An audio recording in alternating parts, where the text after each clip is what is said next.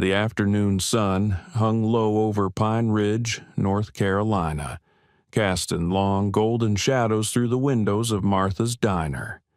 The air inside smelled of fresh coffee, bacon grease, and the sweet vanilla of homemade pie, scents that had soaked into the red vinyl booths and checkered linoleum floor over 4 decades of service.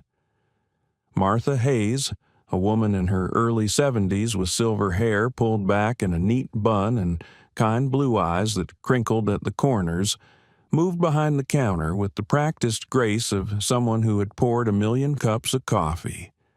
Her hands, weathered but steady, worked the ancient cash register while she chatted with old Joe, a regular who came in every day at 3 for apple pie and decaf. "Martha, I'm telling you," Joe said, his voice warm with the drawl of the South, "this pie gets better every year. What's your secret?" Martha smiled, the expression deepening the laugh lines around her mouth. "Love, Joe, just love." She refilled his cup, the coffee steaming in the afternoon light. "And maybe a little extra cinnamon." If you're enjoying this story so far, don't forget to hit the like button and subscribe. Drop a comment telling me where in the world you're watching from. I love hearing from you. The diner was Martha's sanctuary. She'd bought it 30 years ago with her late husband, Frank, and every booth, every crack in the ceiling, every faded photograph on the walls told a story. Frank had passed 5 years ago, but his presence lingered, in the hand-carved sign above the door, in the old jukebox he'd restored, in the memory of his laughter filling this space. She wasn't alone, though. Beneath the counter, in a patch of afternoon sunlight, lay Copper. He was an old golden retriever, 12 years of age, with a graying muzzle and soft brown eyes that had witnessed every joy and sorrow Martha had known. His tail, still feathered but thinner now, thumped gently against the floor when she glanced down at him. "Hey, old boy," she murmured, reaching down to scratch behind his ear. Copper sighed, a sound of pure contentment, and rested his head on his paws. He wore a faded red bandana around his neck, and his joints ached when he stood, but he was still her faithful companion, her constant shadow. Outside, Pine Ridge moved at its own unhurried pace. The town square was visible through the diner's front window, a small gazebo, ancient oaks, a handful of local shops. It was the kind of place where everyone knew everyone, where problems were solved over coffee, and where a handshake still meant something. Martha glanced at the small framed photo on the shelf behind the register. It showed a younger version of herself standing beside a broad-shouldered man in his late 20s. He had her blue eyes, but his face was leaner, harder, carved by discipline and purpose. This was her son, Ethan Hayes, an active-duty Navy SEAL currently deployed somewhere she wasn't allowed to know. She hadn't seen him in 8 months. His last text had been brief. "Miss you, Mom. Stay safe. See you soon." That was Ethan, a man of few words but infinite depth. The bell above the door chimed, and Martha looked up, her smile returning. Mrs. Chen, the librarian, entered with her granddaughter in tow. "Martha, dear, 2 sweet teas, please. It's too hot for anything else." "Coming right up, Helen." Martha moved with purpose, her world small but complete. The diner, Copper, her regulars, this was enough. This was peace. Martha had built her life on routines. Every morning she opened the diner at 6. Every evening she closed at 8. In between, she served the people of Pine Ridge, farmers, teachers, retirees, the occasional traveler passing through on Highway 40. But it was the in-between moments, the quiet lulls, that she treasured most. It was during these times that Copper would emerge from beneath the counter, his movements slow and deliberate, and she would take him out back to the small fenced area behind the diner. There he would stretch in the sun, and she would sit on an old wooden bench Frank had built, watching the world pass by. She was a widow, yes, but she refused to be defined by loss. She had Ethan, even if he was halfway around the world. She had the diner, which fed not just bodies but souls. And she had Copper, who had been with her through Frank's illness, through the lonely nights after his death, through every sunrise and sunset since. Copper wasn't just a dog. He was her anchor. She remembered the day Frank had brought him home, a wriggling, golden ball of fur with oversized paws and a tail that never stopped wagging. "He's for you, Martha," Frank had said, his eyes twinkling. "Every queen needs a knight." And Copper had been exactly that. He'd slept by her bed when Frank was in the hospital. He'd pressed his warm body against her legs during the funeral. He'd watched her cry and never once left her side. Now, 12 years later, he was slower, grayer, his once boundless energy reduced to short walks and long naps. But his eyes, those deep, soulful eyes, still held all the love in the world. "You're a good boy, Copper," Martha whispered, leaning down to stroke his head. His tail thumped twice in response, a gentle rhythm of contentment. The afternoon wore on. The diner remained quiet, save for the hum of the old refrigerator and the occasional clink of silverware. Martha wiped down the counter, refilled napkin dispensers, and hummed an old hymn under her breath. She was unaware that the peace she cherished, the small, predictable world she had built, was about to be shattered. The growl of the engine came first, a deep, aggressive rumble that didn't belong in Pine Ridge. It was the sound of wealth and arrogance, a noise designed to announce arrival and demand attention. Martha looked up from the counter, her hand pausing mid-wipe. Through the window, she saw a gleaming black Escalade pull into the diner's small gravel parking lot. The vehicle was spotless, its chrome catching the late afternoon sun, its tinted windows reflecting the world like a mirror. The engine cut off, and for a moment there was silence. Then the doors opened. 3 young men stepped out, and immediately Martha felt the temperature in the room drop. They moved with the swagger of people who had never been told no, who had never faced a consequence they couldn't buy their way out of. The leader was Brayden Caldwell. He was tall, with styled dark hair, a designer polo shirt, and sunglasses that cost more than Martha's monthly mortgage. His father owned Caldwell Developments, the company that had been buying up land around Pine Ridge, turning farmland into luxury condos and golf courses. Bray himself was 23, freshly graduated from a private college with a degree his father had paid for, and utterly convinced of his own superiority. Flanking him were his 2 constant companions, Hunter, a stocky, broad-shouldered young man with a cruel smirk and a fondness for expensive watches, and Kyle, lanky and nervous, always looking to Bray for approval. They entered the diner, and the bell above the door chimed, but the sound felt wrong, discordant, like a warning. "Well, well," Bray said, his voice loud and mocking as he surveyed the interior. "Look at this place, boys. It's like we stepped back into the 50s.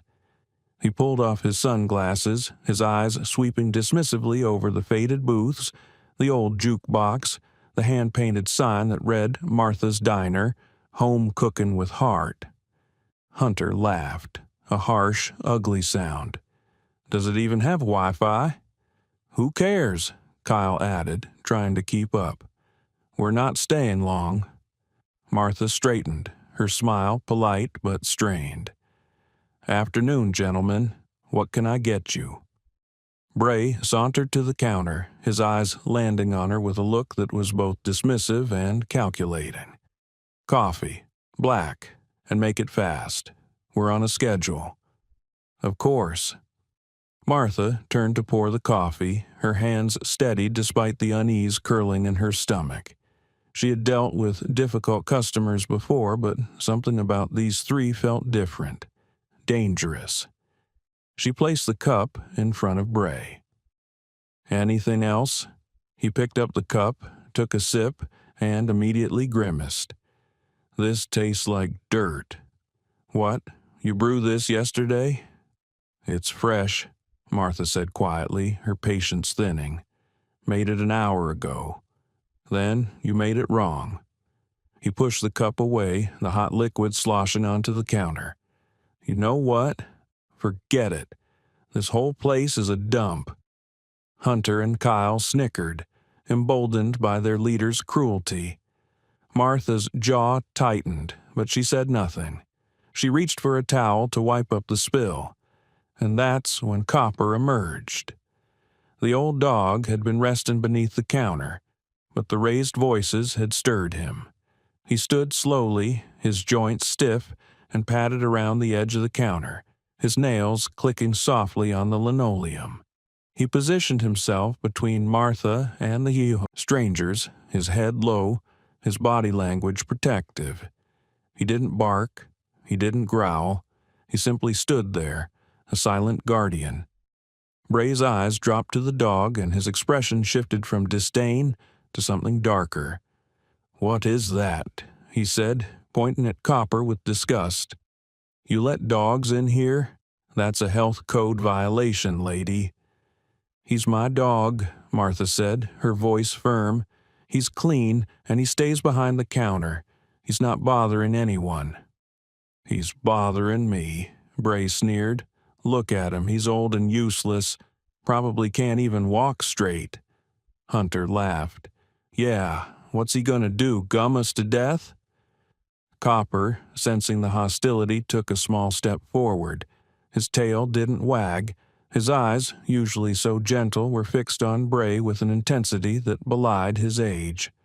"Get that mutt away from me," Bray said, his voice rising, or you'll what?"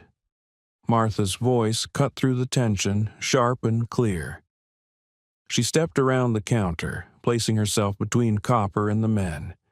"You'll leave my diner. That's what you'll do." For a moment, Bray just stared at her, his face flushing with anger. He wasn't used to being challenged, especially not by an elderly woman in a rundown diner. "You know who I am?" he said, his voice low and dangerous. "I don't care who you are," Martha replied, her blue eyes blazing. "You're in my place, and you'll show respect, or you'll get out." The air in the diner seemed to freeze. Old Joe, still sitting in his booth, had stopped eating, his fork suspended mid-air. Mrs. Chen and her granddaughter were silent, their eyes wide. Bray's face twisted into a cold, ugly smile. "You just made a big mistake, old lady." The transformation was instant. Bray's smirk vanished, replaced by a cold, predatory focus. He wasn't just angry, he was humiliated. This woman, this nobody, had dismissed him in front of his friends. And in Bray Caldwell's world, that was unforgivable. "You know what?" he said, his voice dropping to a low, venomous whisper. "I think this place needs to be shut down. Health violations, safety hazards. I'm sure my father's lawyers can find a dozen reasons." Martha's face paled, but she held her ground. "You can't do that." "Can I?" Bray stepped closer, invading her space. "My family owns half this town. One phone call and this dump is condemned. You'll be out in the street by Monday." Hunter moved to Bray's side, his bulk intimidating. "And that mutt? Animal control. We'll say he's dangerous, aggressive. They'll put him down." Martha's breath caught. Her hands, which had been so steady, began to tremble. "Please," she whispered, her voice cracking. "Just leave. please." But Bray wasn't done. He looked down at Copper, who was still standing protectively in front of Martha, and something dark flickered in his eyes. "You want to know what I think?" he said, almost casually. "I think that dog needs to learn some manners." And before anyone could react, Bray drew back his foot and kicked. The impact was sickening. A dull, heavy thud as his expensive leather shoe connected with Copper's ribs. The old dog let out a sharp, agonized yelp, a sound so raw and filled with pain that it seemed to pierce the very air. Copper's legs buckled, and he collapsed onto his side, wheezing, his breath coming in short, panicked gasps. "No!" Martha screamed, dropping to her knees beside him. "Copper! Oh, God, no!" The diner erupted. Old Joe stood up, his face red with fury. "What the hell is wrong with you?" Mrs. Chen pulled her granddaughter close, shielding her eyes. "Someone call the police." But Bray just laughed. It was a cold, empty sound, devoid of any humanity. "Oops," he said, his voice dripping with mock concern. "My foot slipped." Hunter and Kyle joined in, their laughter cruel and triumphant. Martha was sobbing now, her hands hovering over Copper, afraid to touch him, afraid of hurting him more. The dog's eyes were wide with pain and confusion, his chest heaving. He tried to stand, his legs scrabbling against the floor, but he couldn't.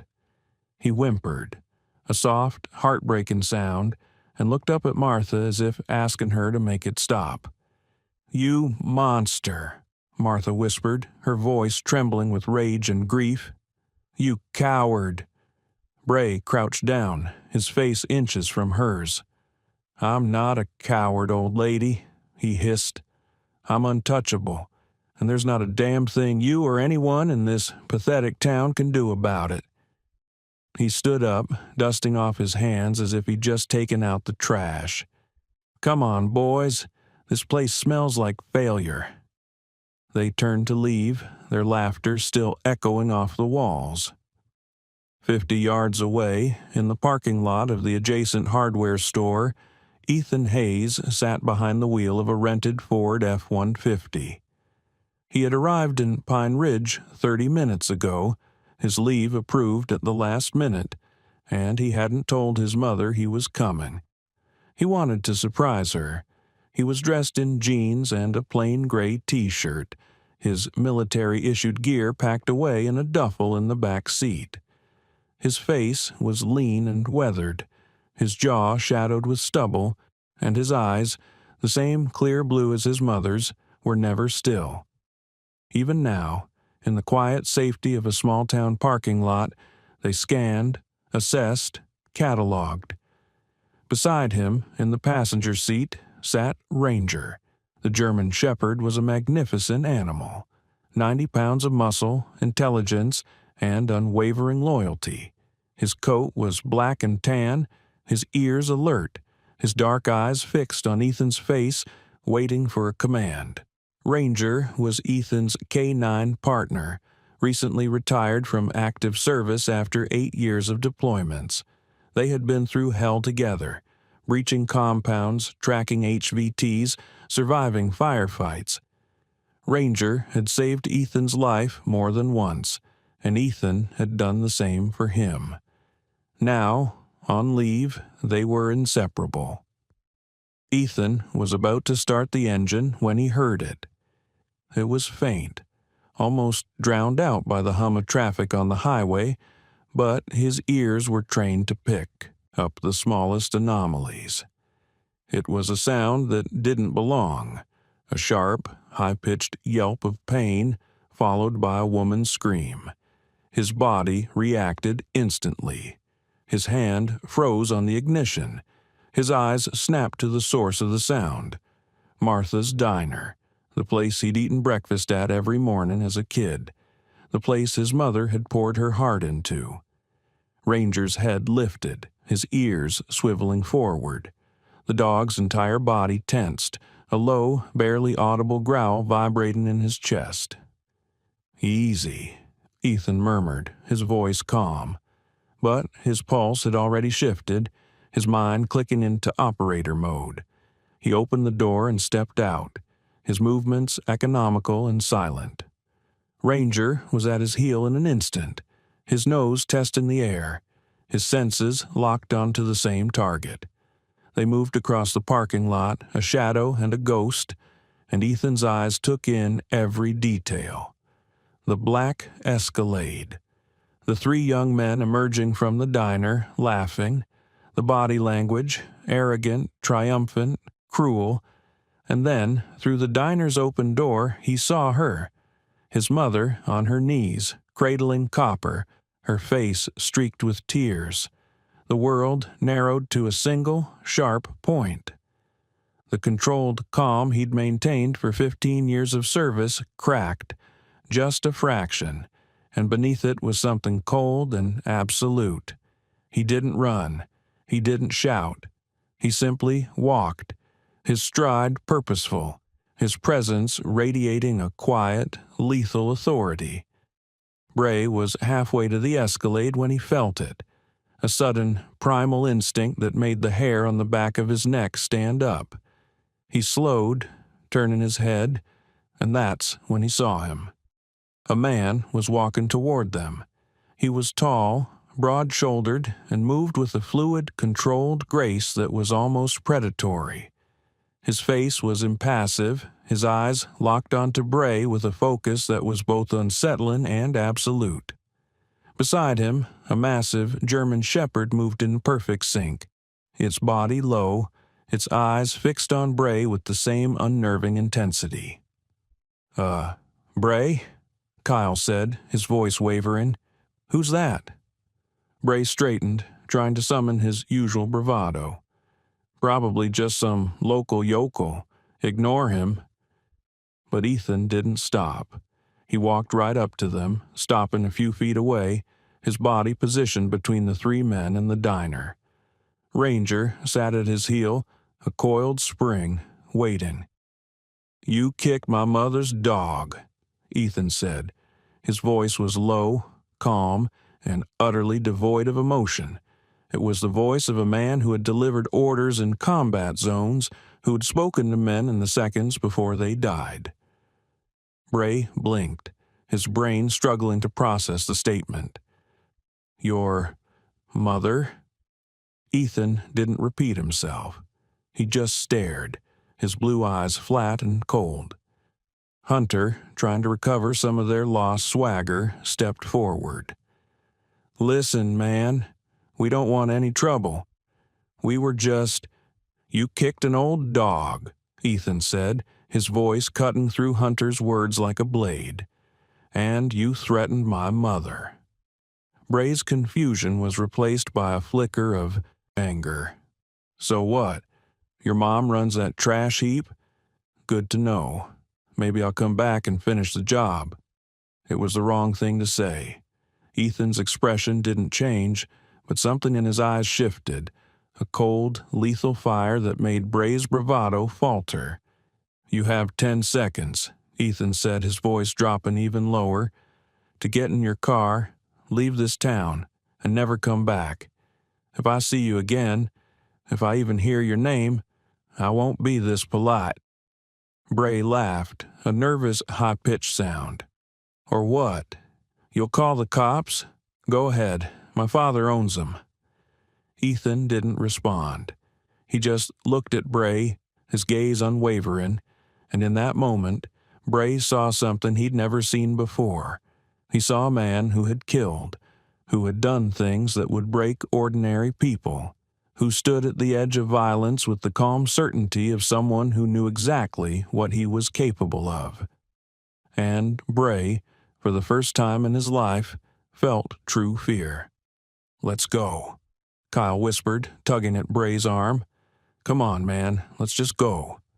But Bray's pride, his fragile ego, wouldn't let him back down.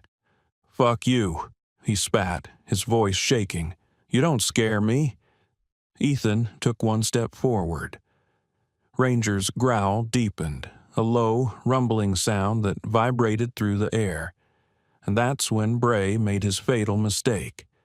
He reached into his pocket and pulled out a folding knife, flicking it open with a metallic snap. I said, "Fuck you." Time seemed to slow. The afternoon sun cast long shadows across the gravel parking lot. Inside the diner, Martha was still on the floor, cradle in copper, her tears falling onto his graying fur. Old Joe had his phone out, his fingers shaking as he dialed 911. Mrs. Chen held her granddaughter close, whispering prayers. And outside, in the space between heartbeats, Ethan Hayes made a decision. Bray lunged, the knife held low in an amateur's grip, flashy, desperate, and utterly ineffective. He telegraphed the attack with his eyes, his shoulders, his entire body screaming his intent. Ethan didn't step back. He moved into the attack. His left hand shot out, intercepting Bray's wrist mid-strike. His grip was iron, his fingers finding pressure points with surgical precision. In the same fluid motion, his right hand came up, the heel of his palm striking the inside of Bray's elbow. There was a sharp, wet crack, the sound of a joint hyperextending past its limit. Bray's scream was shrill, high-pitched, and filled with shock. The knife clattered to the gravel, forgotten. But Ethan wasn't done. He twisted Bray's arm, using the man's own momentum and body weight against him. Bray's legs buckled, and he was driven face first into the gravel, his cheek scraping against the sharp stones. Ethan's knee pressed into the small of his back, pinning him with minimal effort. The entire exchange took less than 2 seconds. Hunter, seeing his friend on the ground, roared and charged. He was bigger than Bray, all muscle and rage, and he came at Ethan like a linebacker. "Ranger, fasten." The command was sharp, German, and absolute. The German shepherd exploded into motion. Ranger didn't go for the throat. He went for the threat. His powerful jaws clamped onto Hunter's right forearm, the arm that was cocked back, ready to throw a punch. The bot was precise, controlled, and devastatingly effective. Hunter's forward momentum carried him another step before the pain registered. Then he screamed. Ranger held the grip, his teeth locked around muscle and bone, his body weight pulling Hunter off balance. The big man dropped to his knees, his free hand clawing uselessly at the dog's head. "Release," Ethan said, his voice calm. Instantly, Ranger let go and backed away, sitting at attention, his eyes never leaving Hunter. Saliva dripped from his muzzle. His chest rumbled with a low, continuous growl. Hunter collapsed onto the gravel, clutching his mangled arm, tears streaming down his face. "My arm! Oh, God, my arm!" Kyle, the last of the three, stood frozen. His eyes were wide, his mouth open, his entire body trembling. He looked at Bray, zip-tied and sobbing on the ground. He looked at Hunter, cradling his ruined arm. And then he looked at Ethan. "Please," Kyle whispered, his voice breaking.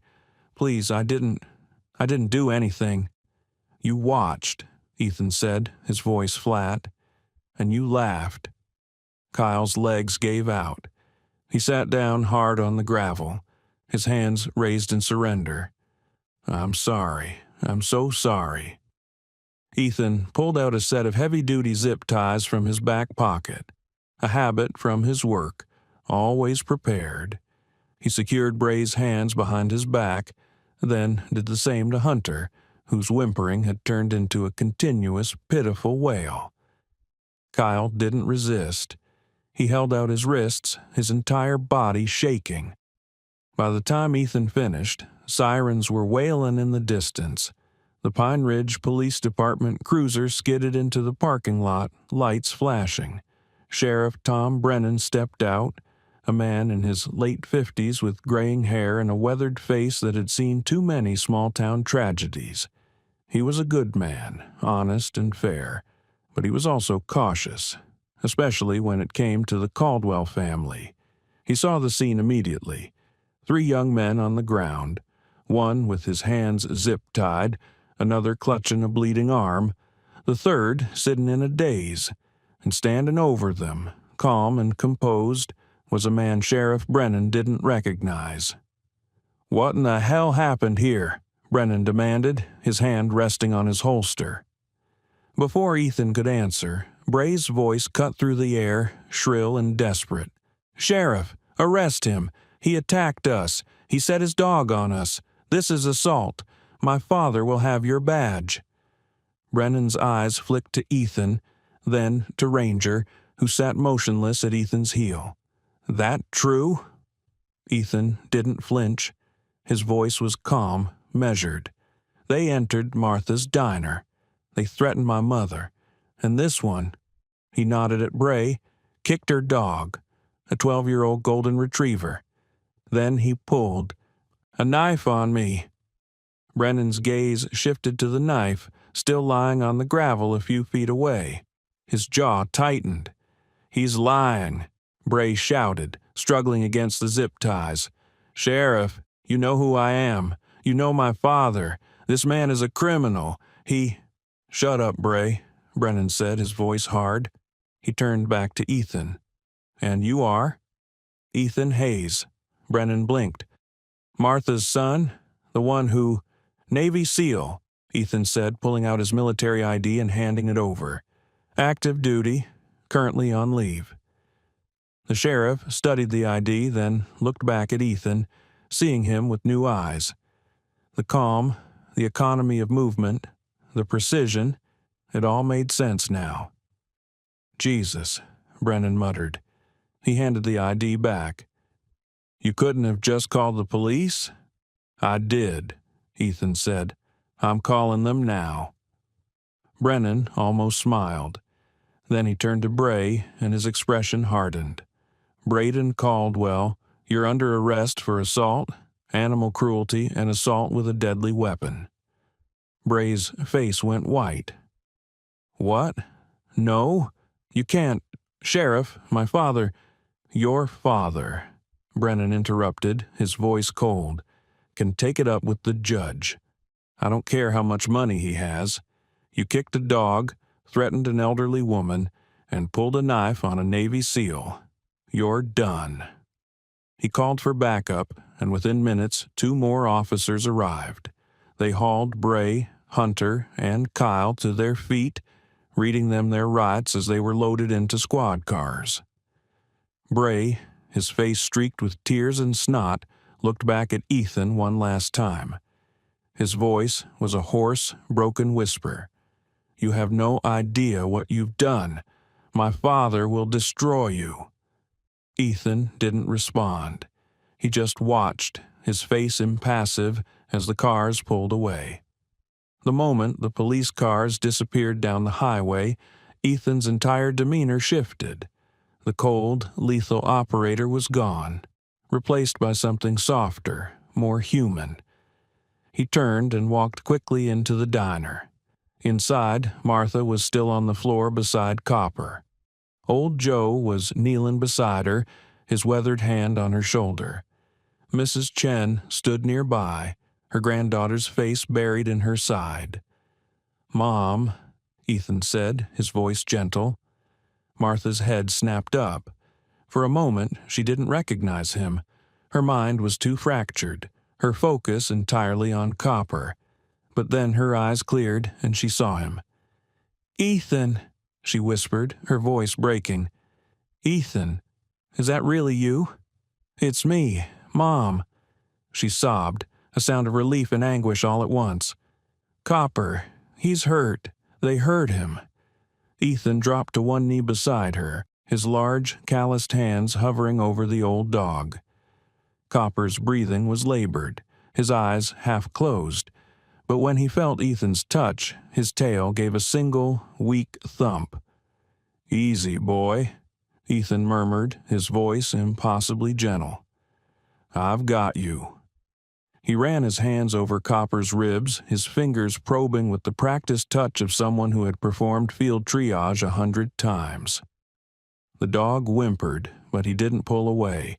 "Broken ribs," Ethan said, his jaw tightening. "At least 2, maybe 3, but no internal bleeding that I can feel.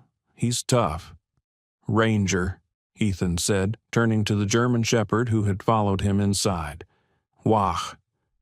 Ranger moved immediately, positioning himself beside Copper. He lay down, his body pressed gently against the old dog's side, offering warmth and comfort. Copper's breathing seemed to ease, just a fraction. "We need to get him to a vet," Ethan said, looking up at his mother. "Now." Martha nodded, wiping her tears. "There's one, Dr. Larson, just outside town." "I'll drive." Ethan gently lifted Copper, cradling the old dog in his arms as if he weighed nothing. Copper whined once, then settled, his head resting against Ethan's chest. Martha followed, her legs unsteady. At the door, she paused and looked back at the diner, at old Joe, at Mrs. Chen, at the life she'd built. "Go," Joe said, his voice firm. "We'll watch the place. Go take care of your dog." She nodded, her throat too tight for words, and followed her son out into the fading light. If this story has you on the edge of your seat, make sure to subscribe and turn on notifications so you never miss stories like this. Your support means everything and helps me bring you more incredible true stories of courage and loyalty. Dr. Larson's veterinary clinic was a small brick building on the outskirts of Pine Ridge. By the time they arrived, the sun was setting, painting the sky in shades of orange and purple. Ethan carried Copper inside while Martha held the door, her hands still trembling. Dr. Larson, a woman in her 50s with kind eyes and steady hands, took one look at the dog and immediately ushered them into an examination room. "What happened?" she asked, her voice calm but urgent. "He was kicked," Ethan said, laying Copper gently on the padded table. "Broken ribs, possible internal trauma." Dr. Larson's expression darkened, but she didn't ask questions. She got to work, her hands moving with practiced efficiency. Martha stood to the side, her arms wrapped around herself, watching as the doctor examined her oldest friend. After what felt like an eternity, Dr. Larson straightened. "You were right. 3 broken ribs, severe bruising, but no internal bleeding, thank God. He's a tough old boy." Martha let out a shaky breath, her eyes welling up again. "Will he be okay?" "He will," Dr. Larson said, her voice firm. "But he needs rest. Lots of it. No stairs, no strenuous activity. He's going to be sore for a while, but he'll heal." Ethan nodded, his jaw tight. "Can we take him home?" "Not tonight. I want to keep him here for observation, just to be safe. You can pick him up tomorrow morning." Martha looked like she wanted to protest, but Ethan placed a hand on her shoulder. "It's the right call, Mom. He'll be in good hands." Dr. Larson led them to a back room where Copper was settled into a large, cushioned kennel. Ranger followed, and without being asked, he lay down beside the kennel, his nose pressed against the bars. Copper, despite his pain, seemed to relax, comforted by the presence of another dog. "Your dog is very gentle," Dr. Larson observed, watching Ranger. "He knows his job," Ethan said simply. Outside, in the parking lot, Martha finally broke down. She leaned against Ethan's truck, her body shaking with sobs. Ethan pulled her into a hug, holding her tightly as she cried into his chest. "I was so scared," she whispered. I thought they were going to kill him, and I couldn't do anything. I was just helpless." "You're not helpless, Mom," Ethan said, his voice low and firm. "You stood up to them. You protected Copper. You did everything right." "But what if you hadn't been there?" she asked, pulling back to look at him. "What if?" "But I was," he said, cutting her off gently. "And it's over now. They're not going to hurt you again." Martha wiped her eyes, trying to pull herself together. "Ethan, that boy, Brayden Caldwell, his father is very powerful. He owns half the businesses in this town, including the bank that holds my mortgage. What if—" "Mom," Ethan said, his voice calm but absolute. "Look at me." She did. "I'm not leaving until this is handled. If the Caldwells try anything, they'll have to go through me. And I promise you, they don't want that." Martha saw the steel in his eyes, the unshakable resolve, and for the first time since the attack, she felt a flicker of hope. The next morning, Ethan sat in the diner, a cup of black coffee in front of him, his laptop open. Ranger lay at his feet, alert but calm. Sheriff Brennan had called earlier with an update. Bray, Hunter, and Kyle had been processed and held overnight. But there was a problem. Their lawyer showed up at 6 a.m., Brennan had said, his voice tight with frustration. Daniel Caldwell himself. He's demanding bail, and the judge is, well, let's just say the judge owes the Caldwells a lot of favors. Ethan's jaw had tightened. "They're going to walk?"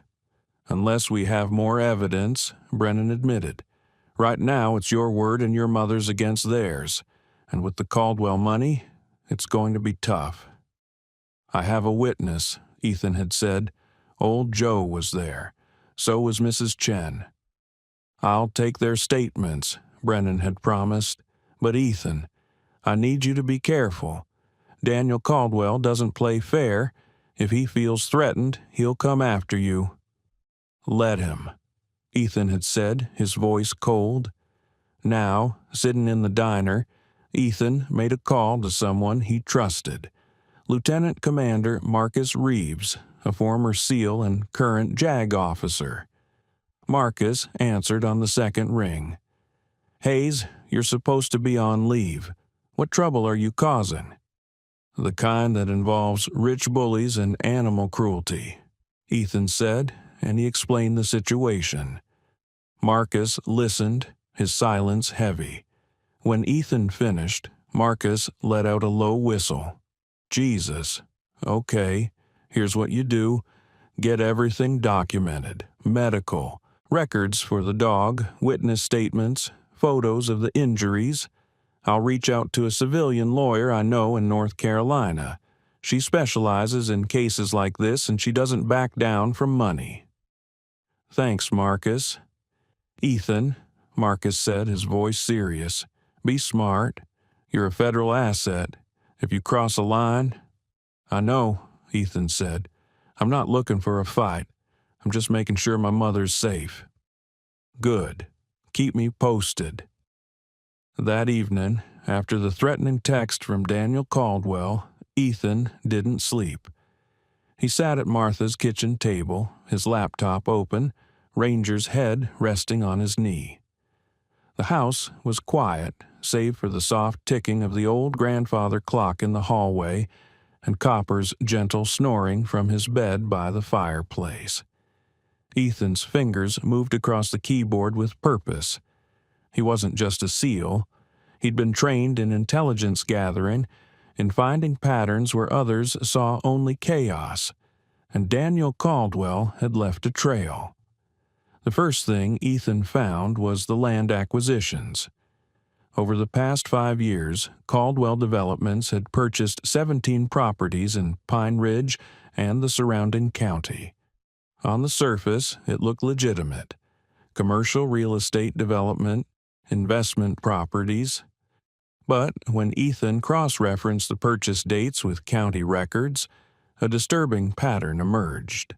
Every single property had been purchased for significantly below market value. And in each case, the previous owner had experienced some kind of misfortune in the months leading up to the sale. a restaurant owner whose health permits were suddenly revoked, a farmer whose irrigation system mysteriously failed, costing him an entire season's crop, a small motel owner whose insurance premium skyrocketed after a series of anonymous complaints about safety violations. Extortion, Ethan muttered, his jaw tightening. Classic protection racket, dressed up in business suits. He dug deeper, pulling up court records. 3 lawsuits had been filed against Caldwell Developments in the past decade. 2 were settled out of court with non-disclosure agreements. The third was still pending, a wrongful termination suit filed by a former employee who claimed he'd been fired for refusing to falsify environmental impact reports. Ethan made a note of the employee's name, Robert Chen. He'd reach out in the morning. His phone buzzed. It was a text from Marcus. Got something. Daniel Caldwell's brother, Thomas, did 18 months in federal prison for wire fraud in 2008. Daniel testified against him to avoid prosecution. Family connection, but not clean. Also, rumor is Daniel's company is underwater. Lots of debt. He needs those land deals to stay solvent. Ethan's mind clicked into tactical mode. A man with his back against the wall was dangerous. Daniel wasn't just protecting his son, he was protecting his entire empire, and desperate men made mistakes. Another text came through, this time from Sheriff Brennan. Heads up, judge set, preliminary hearing for next week. Caldwell's lawyer is pushing for dismissal, claiming your intervention was excessive force. They're trying to flip the narrative, make Bray the victim. Ethan's fingers tightened around the phone. He'd expected this. It was textbook. Use money and lawyers to drown the truth in paperwork. He typed a response. Let 'em try. I have evidence they don't know about yet. Brennan replied immediately, What evidence? The kind that ends careers. The next morning, Ethan drove to the address Marcus had sent him, a small apartment complex on the outskirts of town. Robert Chen lived in Unit 2B, a modest one-bedroom with peeling paint and a rusted railing. Ethan knocked, Ranger sitting patiently at his heel. The door cracked open, revealing a man in his 40s with tired eyes and a wary expression.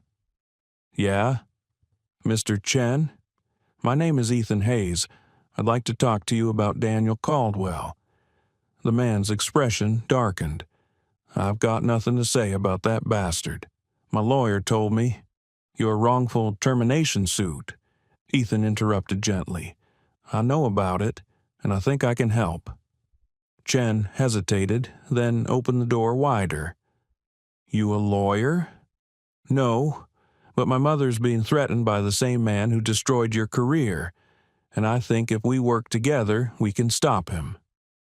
Chen studied Ethan for a long moment, taking in his bearing, his calm intensity, the military precision in his posture. You're military. Navy SEAL. Chen's shoulders sagged, and for the first time, a flicker of hope crossed his face. Come in.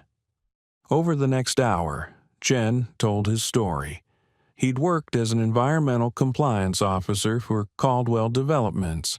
His job was to ensure that construction projects met state and federal environmental regulations. But 6 months into the job, Daniel Caldwell had called him into his office. He told me to falsify a report, Chen said, his voice hollow. There was contaminated soil on a site they'd purchased, old industrial runoff, toxic as hell. Cleaning it up properly would have cost millions and delayed the project by a year. So Daniel told me to bury the report. Literally bury it. Sign off on the site as clean. And you refused, Ethan said. Chen nodded. I have kids. I couldn't live with myself knowing that poison might end up in someone's drinking water. So I refused. And 2 days later, I was fired. They claimed I was embezzling, doctored financial records to make it look like I'd stolen 30 grand from the company. I've been fighting it ever since, but his lawyers are burying me in motions. I'm broke. My wife left. I'm about to lose this place." Ethan leaned forward. "Do you still have the original report? The one showing the contamination?" Jen's eyes widened. I made a copy before they fired me. It's not admissible in my case. My lawyer said it was obtained improperly, but I kept it, just in case. Can I see it?" Chen hesitated, then stood and walked to a small closet. He pulled out a banker's box, rummaged through it, and extracted a manila folder. He handed it to Ethan. Inside was a detailed environmental assessment, complete with soil samples, chemical analysis, and photographs. The contamination was severe. Levels of lead, arsenic, and PCBs that were off the charts. And at the bottom of the report, in the section marked Recommended Action, someone had written in red ink, "Do not approve. Site requires full remediation before any construction." That someone was Robert Chen. Ethan looked up. "This is explosive.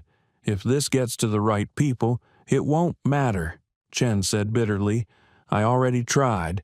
Sent it to the EPA, the State Environmental Office. They said they'd look into it. That was 8 months ago. Nothing's happened. Caldwell's got him in his pocket, too." "Maybe," Ethan said, his voice calm. "But he doesn't have me in his pocket."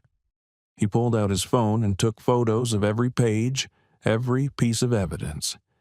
Then he forwarded them to Marcus with a single message. "Get this to the FBI. Environmental crimes, federal jurisdiction, bypass local corruption." Marcus replied within minutes. "Holy shit. This is enough to bring him down. I'm making the call now." Ethan stood, extending his hand to Chen. "Thank you. You just helped save my mother's life." Chen shook his hand, tears welling in his eyes. "Just make him pay, please." "I will." By midday, Ethan had a plan. He visited old Joe, who gave a detailed statement, his voice shaking with anger as he recounted what he'd seen. Mrs. Chen did the same, her granddaughter adding that she'd been really scared. Dr. Larson provided a full medical report on copper, complete with x-rays showing the broken ribs. She also noted that the injuries were consistent with a kick from a human, not an accident. Sheriff Brennan, to his credit, was thorough. He collected the knife Bray had dropped, which had Bray's fingerprints all over it. He took photos of the scene. He even reviewed the diner's security footage, an old, grainy camera that Martha had installed years ago. The footage was blurry, but it was enough. It showed Bray kicking copper. It showed Martha on her knees. It showed Ethan intervening. "This is good," Brennan said, watching the footage for the third time. "This is really good. The prosecutor can use this." But Ethan wasn't satisfied. "What about the Caldwells? What are they doing?" Brennan hesitated. "Bray's out on bail. His father posted it this morning, and from what I'm hearing, they're not happy. Daniel Caldwell is making noise about suing you for assault." Ethan's expression didn't change. Let him try. That evening, Ethan sat on the porch of his mother's small house, Ranger at his side. Martha had gone to bed early, exhausted from the day's events. Copper was still at the vet, but Dr. Larson had called to say he was doing well and could come home in the morning. Ethan's phone buzzed. It was a text from an unknown number. "You made a big mistake, soldier boy. My son is untouchable. If you think this is over, you're wrong. Back off, or I'll make sure your mother loses everything." Ethan stared at the message, his jaw tightening. He didn't respond. He didn't need to. Instead, he made another call, this time to Marcus. I need a favor, Ethan said. Name it. Run a background check on Daniel Caldwell. Business dealings, legal issues, anything you can find. Marcus was quiet for a moment. You think he's dirty? I think men like him don't get that powerful by playing clean, Ethan said. And I want to know what I'm dealing with. Give me 24 hours. Back at the diner, Ethan found his mother in the kitchen, preparing lunch. Copper was lying on a cushion in the corner, his eyes half closed but his ears alert. The moment Ethan entered, the old dog's tail thumped weakly. "Hey, Mom." Martha turned, her face lighting up despite the worry that still lingered in her eyes. "Ethan, did you eat breakfast? Let me make you something." "I'm fine, Mom." He walked over and kissed her forehead. "But we need to talk." Her smile faded. "What's wrong?"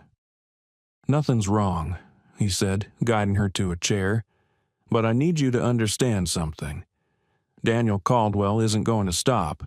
He's desperate, and desperate men are dangerous. I need you to trust me and follow my instructions exactly." Martha's hands trembled slightly, but she nodded. "Okay. First, I'm installing a security system. Cameras, motion sensors, alarms. If anyone comes near this place who shouldn't be here, we'll know." "Ethan, that sounds expensive." "It's already taken care of," he said. "A buddy of mine runs a security company. He owes me a favor. The equipment will be here this afternoon. And second..." Ethan hesitated, then pulled out a small, sleek cell phone. "This is a burner phone. Keep it on you at all times. If anything, and I mean anything, feels wrong, you call me. I don't care if it's the middle of the night or if you think you're overreacting. You call." Martha took the phone, her eyes welling up. "Ethan, I don't want you to have to do all this. I don't want you to have to..." "Mom," he said, his voice gentle but firm. "This is what I do. I protect people, and you're not just any person. You're my mother. Let me do this." She nodded, wiping her eyes. "Okay." That afternoon, a white van pulled up outside the diner. Two men in tactical gear stepped out. Jake Morales and Tim "Doc" Sullivan, both former Navy SEALs who now ran a private security firm. They were Ethan's teammates from his first deployment, brothers in every sense that mattered. "Hayes," Jake called, his voice booming. He was a stocky man with a shaved head and a grin that could light up a room. "You said you needed help, but you didn't say it was for your mom's place. Hell, we'd have done this for free." Doc, tall and lean with wire-rimmed glasses, nodded. "Good to see you, man. Where do you want the cameras?"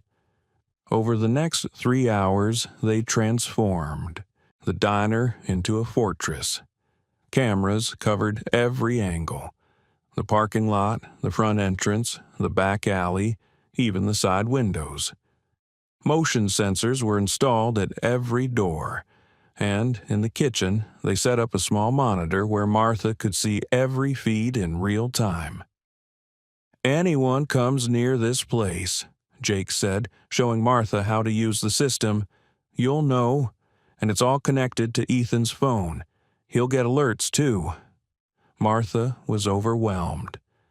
"I don't know how to thank you." Jake grinned. "You can start by feeding us. I heard you make the best pie in North Carolina." While Jake and Doc were finishing up, Ethan received a call from Sheriff Brennan. "Ethan, we've got a problem." "What kind of problem?" "The preliminary hearing got moved up. It's tomorrow morning. Caldwell's lawyer's pushing hard and the judge agreed. They're claiming you used excessive force, that Bray was acting in self-defense. They've got a doctor who says Bray's wrist was broken in 3 places and he'll need surgery." Ethan's jaw tightened. "He pulled a knife on me." "I know, but they're saying you overreacted, that you could have just disarmed him without breaking his wrist." I neutralized a threat, Ethan said, his voice flat. That's what I'm trained to do. I believe you, Brennan said, but you need to be at that hearing, and you need to be ready for their lawyer to tear into you. I'll be there. That evening, Ethan sat on the porch with Ranger, watching the sun set over Pine Ridge. His phone buzzed, a call from Marcus. Good news and bad news, Marcus said. Good news. The FBI is opening a formal investigation into Caldwell developments. The environmental evidence you provided is solid. They're also looking into the land acquisitions. And the bad news? Investigations take time, months, maybe years. And in the meantime, Caldwell is still a free man with a lot of power. Ethan's grip tightened on the phone. So we're back to square one. Not quite, Marcus said. I made another call to a reporter I know at the Raleigh News and Observer. She's very interested in the Caldwell story. If she runs it, it'll put pressure on the local authorities to act. When? She needs 48 hours to verify sources. But Ethan, once this goes public, there's no taking it back. Caldwell will know you're coming for him. Good, Ethan said. Let him know. The next morning, Martha and Ethan picked up Copper from the vet. The old dog was moving slowly, his ribs wrapped in a compression bandage, but his tail wagged when he saw them. Welcome home, boy, Martha whispered, tears streaming down her face as she gently stroked his head. Back at the diner, life was beginning to return to normal. The regulars had rallied around Martha, offering support and solidarity. A local carpenter had even offered to build a small ramp so Copper could get in and out of the diner more easily. But the peace was shattered when a black SUV pulled into the parking lot. Daniel Caldwell stepped out. He was a man in his late 50s, tall and imposing, with silver hair and a tailored suit that probably cost more than most people's cars. His face was hard, his eyes cold, and he moved with the arrogance of someone who had never been told no. Ethan was behind the counter, helping Martha with the lunch rush, when the door opened. He looked up and his body went still. Daniel walked in, his gaze sweeping the diner with open disdain. Martha Hayes, he said, his voice smooth and cultured. We need to talk. Martha's face paled, but she straightened her shoulders. I have nothing to say to you. Oh, I think you do, Daniel said, stepping closer. See, my son made a mistake. He lost his temper, but that doesn't give you or your son. He glanced at Ethan with thinly veiled contempt. The right to assault him. Your son kicked my dog, Martha said, her voice shaking but firm. He threatened me. He pulled a knife. That's your story, Daniel said with a cold smile. But here's the thing, Martha. I own this town. I own the bank that holds your mortgage. I own the suppliers who stock your shelves. And if you don't drop the charges against my son, I will make sure you lose everything. Ethan moved around the counter, positioning himself between his mother and Daniel. His voice, when he spoke, was calm. You're done talking. Daniel's eyes flicked to Ethan, and for the first time, a flicker of uncertainty crossed his face. And who are you to tell me? I'm the man who's going to make sure your son faces justice, Ethan said, his voice flat. And I'm the man who's going to make sure you don't hurt my mother again. Daniel laughed, a cold, brittle sound. You think you scare me? You're a soldier. You follow orders. I give orders. You're a bully, Ethan interrupted, his voice cutting. And bullies only have power as long as people are afraid of them. I'm not afraid of you. For a moment, Daniel just stared at him, his face reddening. Then he leaned in, his voice dropping to a venomous whisper. You have 24 hours to convince your mother to drop the charges, or I will ruin her. I will take this diner. I will take her house, and I will make sure she has nothing left." Ethan didn't flinch. "Get out." Daniel's jaw tightened, but he turned and walked out, his shoes clicking on the linoleum. The diner was silent. Martha was trembling, her hands gripping the counter. "Ethan," she whispered. "What if he won't?" Ethan said, his voice firm. "Because I have something he doesn't." "What?" "The truth." The preliminary hearing took place in the Pine Ridge Courthouse, a stately brick building that had stood for over a century. The courtroom was packed.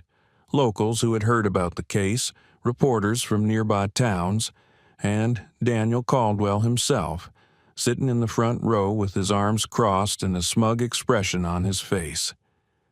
Bray sat at the defense table, his right arm in a cast, his face pale. His lawyer, Gregory Finch, was a shark in a three-piece suit, his eyes cold and calculating. Ethan sat with Sheriff Brennan and Martha, Ranger lying quietly at his feet. Judge Harrison entered, and everyone stood. She was a stern woman with iron-gray hair and a reputation for not tolerating nonsense. "This is a preliminary hearing to determine whether there is sufficient evidence to proceed to trial in the matter of the state versus Brayden Caldwell and the counter-complaint of assault filed by Mr. Caldwell against Ethan Hayes. Mr. Finch, you may present your opening statement." Finch stood, his voice smooth and confident. "Your Honor, this case is not about justice. It's about revenge. My client, a young man with no prior criminal record, made a regrettable error in judgment. But the response from Mr. Hayes was nothing short of brutal. He broke my client's wrist in 3 places, requiring surgery and months of physical therapy. He set his dog on Mr. Caldwell's associate, causing permanent scarring. This was not self-defense. This was assault." Ethan's expression didn't change, but his hands tightened into fists under the table. The prosecutor, Emily Ward, stood. She was young, maybe 30, but her eyes were sharp. "Your Honor, Mr. Finch is asking you to ignore the fact that his client kicked a defenseless animal, threatened an elderly woman, and pulled a knife. Mr. Hayes responded with appropriate force to neutralize an armed threat, and I have the evidence to prove it." She played the security footage from the diner. The courtroom fell silent as they watched Bray kick copper, watched Martha collapse in tears, watched Ethan intervene with surgical precision. When the footage ended, Judge Harrison looked at Finch. "Counselor, your client pulled a knife. That's assault with a deadly weapon. What part of Mr. Hayes's response do you consider excessive?" Finch stammered. "Your Honor, the wrist was broken because your client attacked a trained military operator," Harrison said coldly. "Motion to dismiss the counter-complaint is granted. As for the charges against Mr. Caldwell, I find sufficient evidence to proceed to trial." Daniel Caldwell's face went white. That evening, Marcus called back. "You were right," he said, his voice grim. "Daniel Caldwell is dirty. I found 3 separate lawsuits against his company for environmental violations, labor law violations, and fraud. Most of them were settled out of court, but the records are public. And there's more. He's been under investigation by the IRS for tax evasion." Ethan's eyes narrowed. "Can we use this?" "You can't," Marcus said, "but the right people can. I've already made a call to a friend at the FBI. They're very interested in Mr. Caldwell." By the next morning, Daniel Caldwell's world was unraveling. Federal agents arrived at his office, armed with search warrants. The local news picked up the story, and within hours the entire town knew. And in the courthouse, Bray, Hunter, and Kyle stood before Judge Harrison, a stern woman in her 60s who had no patience for entitled brats. "Mr. Caldwell," she said, looking directly at Bray, "you are charged with assault, animal cruelty, and assault with a deadly weapon. How do you plead?" Bray's lawyer, a slick man in an expensive suit, started to speak, but the judge cut him off. "I asked your client, counselor." Bray, his face pale and tear-streaked, whispered, "Guilty." The courtroom erupted in whispers. Judge Harrison banged her gavel. "You will serve 90 days in county jail, followed by 500 hours of community service. You will also pay restitution to Martha Hayes for veterinary bills and emotional distress. And you will stay at least 500 feet away from her property, and her dog. Do you understand?" "Yes, Your Honor," Bray whispered. Hunter and Kyle received similar sentences. A week later, Martha stood in the diner, watching the sunrise through the front window. Copper lay at her feet, his ribs healing, his tail thumping gently against the floor. Ethan sat at the counter, sipping coffee, Ranger beside him. "You're leaving today, aren't you?" Martha asked, her voice soft. Ethan nodded. "My leave is up. I have to report back." "I know," she said, her eyes welling up. I wish you could stay longer." "Me too, Mom." She walked over and hugged him tightly. "Thank you," she whispered, "for everything." "You don't have to thank me," Ethan said, his voice gentle. "You're my mom. I'll always protect you." When he finally pulled away, he knelt down beside Copper. The old dog lifted his head, his tail wagging weakly. Ethan scratched behind his ears. "Take care of her, okay, boy?"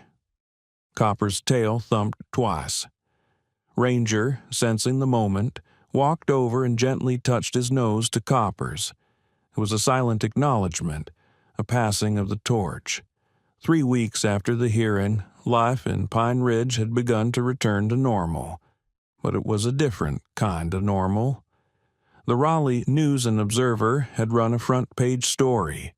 Caldwell Empire built on corruption and intimidation. The article detailed the environmental violations, the coerced land sales, and the threats against Robert Chen. Within days, the state attorney general had opened an investigation. Federal charges were pending. Daniel Caldwell was finished. Bray, Hunter, and Kyle had all pled guilty and were serving their sentences. Bray had written a letter to Martha, apologizing. She read it once, then filed it away without comment. On a bright Saturday morning, Ethan stood in the diner, helping his mother prepare for the lunch rush. Copper was back to his old self. Slower, yes, but happy. He lay in his patch of sunlight, his tail thumping contentedly. Ranger and Copper had formed an unlikely bond. The younger dog seemed to understand that the older one needed gentleness, and he'd taken on a protective role, lying beside Copper during his naps and walking slowly beside him during his short trips outside. "I think Ranger's adopted him," Martha said, smiling as she watched. "Or the 2 dogs." "Ranger knows a good dog when he sees one," Ethan replied.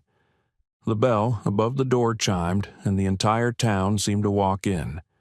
Old Joe, Mrs. Chen, the carpenter who'd built the ramp for Copper, even Robert Chen, who had tears in his eyes as he hugged Martha. "You saved me," he whispered. "Your son saved me." "He saves people," Martha said simply. "That's what he does." That evening, as Ethan prepared to leave, his leave truly ending this time, Martha handed him a small package wrapped in brown paper. "What's this?" "Open it." Inside was a framed photograph. It showed Ethan as a young boy, maybe 8 years old, sitting on the diner's front steps with a younger Copper. Both were grinning at the camera. "I want you to take this with you," Martha said, "so you remember where home is." Ethan's throat tightened. "I could never forget, Mom." She hugged him tightly. "Come home safe. Always." As Ethan drove away, Ranger in the passenger seat, he glanced in the rearview mirror. His mother stood in the doorway, Copper beside her, waving. He'd protected her. He'd kept his promise. And no matter where the Navy sent him, no matter what battles he fought, he knew that this small diner, this town, this woman was worth fighting for. As Ethan drove away, Martha stood in the doorway of the diner, Copper beside her, watching until the truck disappeared down the highway. She felt a hand on her shoulder and turned to see old Joe. "He's a good son, Martha." "He is," she said, her voice thick with emotion. "And you raised him right." She smiled through her tears. "I did my best. Thank you so much for watching until the end. If this story touched your heart, please share it with someone who needs to be reminded that heroes still exist. Don't forget to subscribe if you haven't already, and let us know in the comments, what was your favorite moment? Was it the K-9's loyalty, the SEAL's protection, or the moment justice was served? We read every comment. God bless, and see you in the next story.